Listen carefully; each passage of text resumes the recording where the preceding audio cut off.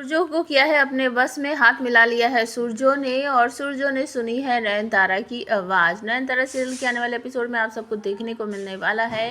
कि सूरजो बाबू को अपने बस में करने का झूठा ढोंग करती हुई आप सबको दिखाई देगी नयनतारा, क्योंकि अब वो सोच रही है कि जो सूरजो बाबू है उसने उससे ये समझा दिया है कि अगर आपको अपनी पत्नी से बात करना है, मैं उसकी आत्मा बुलाऊंगी, तो आपको मेरा एक काम करना पड़ेगा। तो सूरजो कहता है कि मेरी एक बार नयन से बात करवा दो, उसके बाद चाहे तुम जो भी शर्त रखो या जो भी मुझे करने के लिए कहोगी मैं वो सब कुछ करूँगा। तो नयनतारा तुरंत ही जो परिंदा बनी हुई है वो कहती है कि बस आपको थोड़ा सा प्यार प्रेम का ढोंग करना है, और सबसे पहले तो आप ज़मीन पर गिर जाइए और बेहोश होने का नाटक कीजिए। तो सूरजो कहता है चलो चिल्लाता हुआ जमीन पर नीचे गिर जाता है, और तभी सावली आती है दरवाज़ा बजाते हुए, कहती है क्या हुआ परिंदा, क्या हुआ, दरवाज़ा खोलो जल्दी से। तो जैसे ही वो दरवाज़ा खोलती है तो देखती है कि सूरजो नीचे ज़मीन पर पड़ा है, और नयनतारा या फिर परिंदा कहती है कि मैडम जी आपका तो काम हो गया, देख लो अभी ये लूज कैरेक्टर बाबूजी उठेंगे ना तो देखना आपको बिल्कुल सच में प्यार करेंगे और पिछला सब कुछ भूल गए होंगे। तो सूरजो बाबू बिल्कुल वैसा ही करता है, बेचारा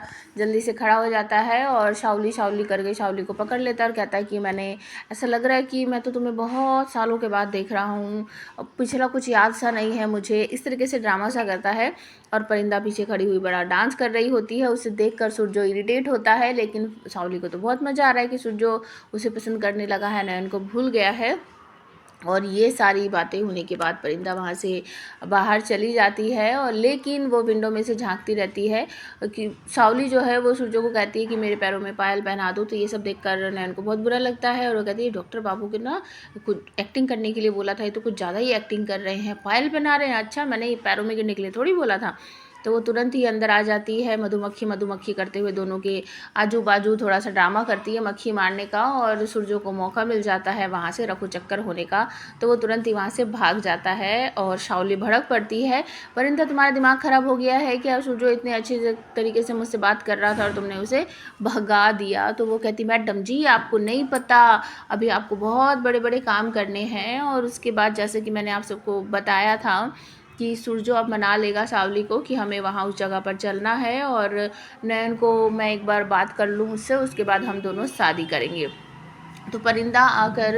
सूरजो को समझाती है कि अगर आपको अपनी पत्नी से बात करनी है ना और इस शादी को रोकना है तो उस मैडम जी को वहाँ लेके आना होगा। अगर आप नयन मैडम जी ने बोला है ना कि वो आपकी शादी रोकेगी तो पक्का वो आपकी शादी रोकेगी। तो जो तांत्रिक क्रियाएं होती है ना, कुछ इस तरीके का एक सेटअप सा बनाया जाएगा, और काले कपड़े पहनकर वहाँ पर परिंदा बैठने वाली है, और ऐसे बस जानबूझकर ड्रामा सा करेगी कुछ, और सभी लोगों से पूछेगी कि मैंने जो पर्चा दिया था वो सब पर्चा लेकर आए हो ना, तो सब दिखाएंगे हाँ, और बोलेगी कि कोई भी बीच में नहीं बोलेगा। बोलती है मैडम जी, नयन मैडम जी अगर आप मेरी आवाज़ सुन रही हो तो यहाँ पर आ जाओ, आपकी आत्मा को मैं बुला रही हूँ। और तभी वो जब वो खड़ी होती है तो उसका कुछ बैलेंस अब बिगड़ जाता है, जिसकी वजह से वो गिरने वाली होती है। तभी उसके मुँह से निकल जाता है डॉक्टर बाबू, और सूरजो ये सुन लेता है और तभी कहता है नयन, मैंने नयन की आवाज़ सुनी है, मैंने नयन की आवाज़ सुनी है। तो क्या सच में सूरजो समझ पाएगा कि ये परिंदा ही नयन है? प्लीज़ कमेंट करके ज़रूर बताना।